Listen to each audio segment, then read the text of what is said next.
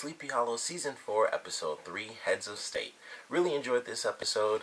Of course, the Headless Horseman comes back in this one, and now his new adventure in the series is going to be starting with Dreyfus having released him from this, little, the J Street prison.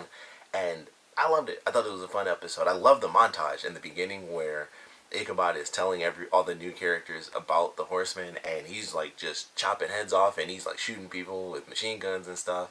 And I was kind of like that was actually a really great little sequence where it's just like, this is the history of the Horseman and Ichabod, and it was just really cool. I was like, this is a short little sequence. I thought the music was great because it's the Headless Horseman. He is a menace to these characters, and he's not an easy menace to defeat either, even though, typical TV stuff, he always manages to stay around and never actually kill anybody, but that's a TV thing. But I loved it. I was like, that's a cool little montage. I thought it was cool in this episode. They gave him not only a new axe, which I noticed in the very beginning, because I was like, I don't remember his axe having like the little, basically like a mini axe, on the other end, like the two smaller blades. So I was like, maybe I just never noticed that before, and then they did like the recap sequence. And I was like, nope, he did have a totally different blade. He had like a normal axe instead of like the long one, which I believe is technically, with it being as long as it is technically a halberd, I believe it's called. So that was cool. We got to see him with technically a new weapon. He didn't really utilize it like where he was hitting people with the bottom of it as well. But we did get to see him utilize a new ability where he can like attach dead people's heads to him, and it basically morphs his outfit into whatever they would have been wearing. And I was like, that's very interesting because we've never seen that happen before. So I was like, that's kind of cool. I want to see them use it a lot more in a lot of odd different situations. Like, yeah, that was simple. Oddly enough, it made me think of Terminator. I don't know if I was the only person, but when he was dressed up like the cop, I was like, this just keeps making me think of Terminator 2 for some reason, because he's like this creature that we know is basically unstoppable by normal means, and he's just like a cop. And for some reason, all I could think of every time he like morphed clothes, I was like, all I can think of is Terminator 2 for some reason. So I don't know if I was the only one. I would love to know if that popped in your head, but I was like, for some reason, I'm just getting like Terminator 2 every time he was in cop mode. I was like, Terminator 2, that's all I'm seeing is like the T-1000. But it was really cool. I was like, I like this idea. It's a new ability that he has. Technically, new weapon, even though it's same type of weapon. So we'll get to see the differences as the episodes carry on. But I thought it was cool. It was great to see him come back. We have all the characters kind of working together really well in this episode. Certain truths come to light. Like, the rest of the new characters find out that Ichabod is actually, in a sense, a time traveler. Like, that was their big thing. But he was like, I'm the man out of time. So they get the information as to exactly what happens. Wells is falling for Jenny, which I thought was hilarious. That even, like, it was funny when it started, and it was just so awkward. He was just like, Jenny. At first, I thought he was saying, like, he was gonna say her name and then kind of like do a weird bow or something, be like, all right, see you later. But then he said his own name, and he's like, our names sound similar, and then he just walks off, and I was like, wow, that, like, it made me laugh so much though. And then when they're in the sewers, he's staring at her and stuff, and she's like, you keep eyeballing me, you're gonna lose an eye. And I was like, I like the fact that, because Jenny's not dumb, like, she knows, like, it was obvious from that first scene, and she just calls him out on it. It's like, you keep doing that, you're gonna have an issue. So I thought that was kind of funny. And she kind of gives him a little nod at the end where he realizes what the issue was with the runes and what they, the whole language thing. So there's that, and that may or may not lead to something, we of course don't know. But at this point, it's just a funny little thing where he kind of has the hots for her, and it's understandable as far as I'm concerned. But I thought that was pretty funny. And then, they go through, they solve this issue. They have, I think it was like the middle of the episode, after the big revelation where everything's like, what the F is going on here? And the agent, she realizes that her daughter's been drawing these things and that she's somehow tied to Ichabod, and he kind of tells her the truth and stuff. So after all that happens, we also have Ichabod meeting Dreyfus, and they put out, there's a very specific line where he's like, I sold my soul to the devil at 25. And I'm like, I know he's going to be like, I'm joking. I'm like, I'm guessing that's what he actually did to get super rich, and maybe that's why he's doing what he's doing this whole season, is that he has to. But at the same time, if I remember correctly, Moloch was basically the devil in the series, so I don't know if that's true or not. And technically, he still sold his soul. It's not like is just gonna come back. It's dark magic. That's kind of how it works. Even if that evil thing entity is destroyed, it's like, yeah, you're still screwed. I mean, it's dark magic. That's always how it works. You can't beat it. So we still don't really know all the rules and all the reasonings behind what Dreyfus is doing. Something else that I thought was very interesting is that the guy who is kind of like his right hand man, he seemed to kind of challenge him a little in this episode, which didn't seem the case in the other episodes. I thought he was like his complete servant, and after Ichabod and the agent leave, he's like, I know I don't have a board meeting because I don't have a board, and he's like, what are you up to, Malcolm? And he says like his first name and everything. I believe he called him Malcolm, and I was like, that's interesting. I thought that he was like complete servant mode. I didn't think he'd ever have any sort of challenge or anything like that against Dreyfus. It was just, I do whatever you tell me to do. And in this episode, that wasn't the case. He was challenging him on his idea, like, what if this fails? Or what are you thinking? Like, why are you doing this? Because he thought it was a bad idea. And I was like, all right, that adds a layer to the dynamic of their characters. Because, like I said, I thought it was just Dreyfus had made some deal or whatever, and he got him as a magical servant, basically. And that just wasn't the case. So it has me more excited for this character now that there's a layer to it where he does actually challenge what Dreyfus says if he feels like he's not doing it right. So love that idea. And then, ultimately they do come together because he's like, all right, your idea isn't the worst. If this does work out, then they'll be able to bargain with the Headless Horseman, which they do at the end. And it's like, hey, we can let you out.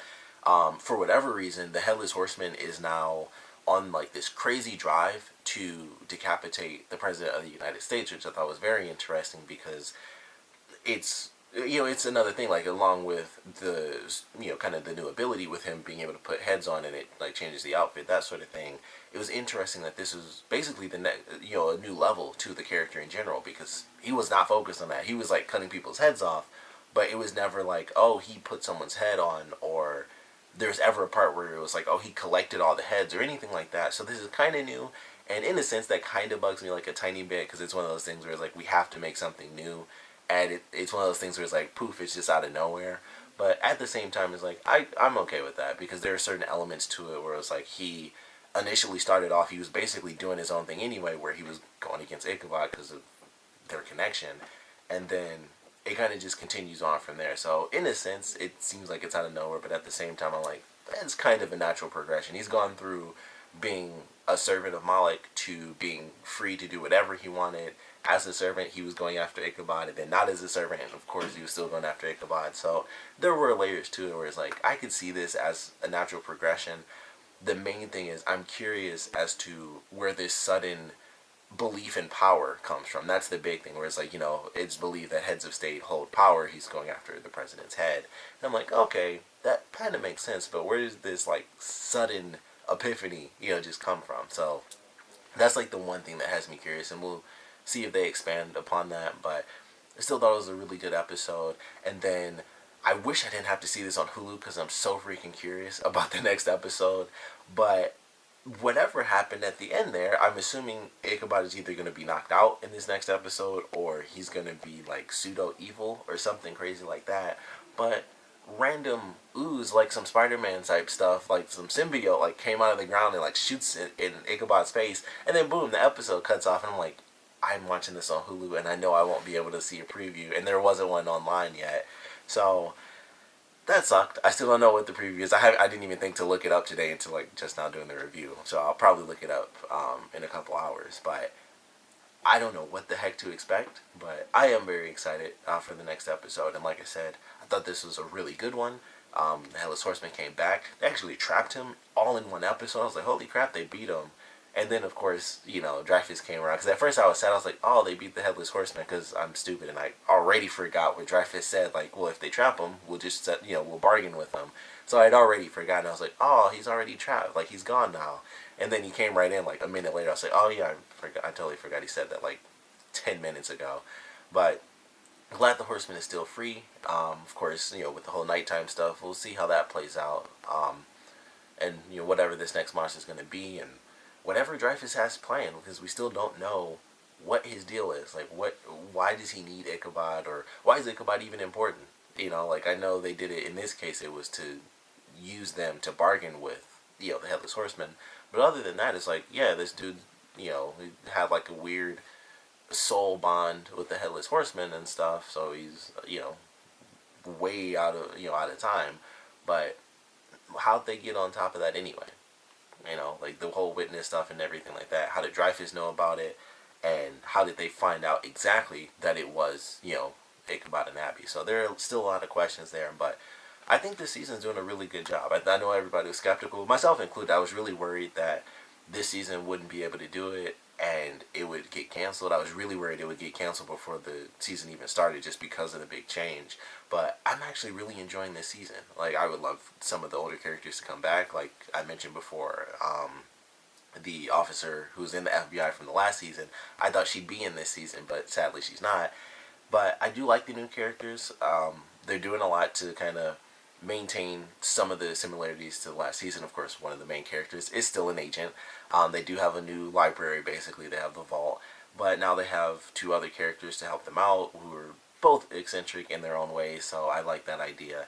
And it's really fun. It's actually been a really good season, and I was surprised, like, how much I enjoyed this season, especially after the second episode I mentioned, you know, last week. I was like, I really love that way more than the first episode. So I think they're doing a great job. Loving the season so far. But of course, I want to know what you guys thought about this episode. So please comment below. Let me know your favorite parts, your least favorite parts. And I want to know, at this point, it's still up in the air, but what the heck is up with Dreyfus? Like, what is his plan? What's he trying to do? Why does... You know, I'm assuming the Horseman is really just more of a distraction sort of deal, but what do you think his plan is? Like, at this point, what have you seen so far that's given you some sort of clue or some sort of idea as to what in the world he might be doing? Because for me, I got nothing. I mean, he had the disc thing after the Lincoln stuff, and he blows the head up, and that was it. There was like one disc. We haven't seen any other discs, not counting this episode. I don't think that was a part of like what he was looking for. So really no idea. Also, this is super random, but I think the building that they use for his main office is actually an airport. And if not, it's like right next to one, because there were two shots where a plane was like really close to the building, and I was like, this is either an actual building, like the front of an airport, or it's like right next to an airport. And that caught my attention because it went to commercial and came back, and there was another shot of an airplane. I was like, this must be like, it has to be right next to an airport if this is not literally a part of an actual airport. Super, like I said, super random, but that's something that caught my attention. Like, you don't see that too often where you get, you know, shots like that. So, something I had to mention because it was just in my head. But, like I said, want to know what you guys thought about this episode in general, and, you know, your theories on what the heck Dreyfus is up to. So please comment below, let me know, and thanks for watching.